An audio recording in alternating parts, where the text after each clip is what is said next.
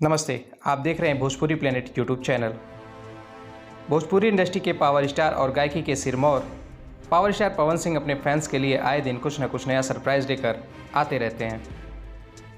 आपको बता दें, बहुत जल्द पावर स्टार पवन सिंह अपने चाहने वालों के लिए एक और सरप्राइज सॉन्ग लेकर आने वाले हैं, जिसकी जानकारी पवन सिंह की फैन पेज के द्वारा दी गई है।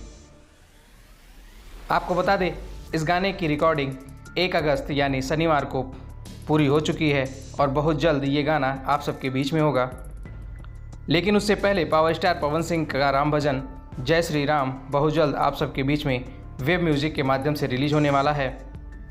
इस भजन में बहुत दिनों बाद एक बार फिर से पवन सिंह और विनय बिहारी की जोड़ी नज़र आने वाली है। आपको बता दें, पवन सिंह के राम भजन के बाद पवन सिंह का अगला सरप्राइज सॉन्ग रिलीज होगा। आपको बताते चले, इस गाने को आवाज़ दिया है पवन सिंह ने, इस गाने के लिरिक्स को लिखा है प्रकाश बारूद ने और इस गाने को संगीत से सजाया है छोटे बाबा ने। अभी इस गाने के रिलीज डेट के बारे में कोई भी आधिकारिक घोषणा नहीं किया गया है।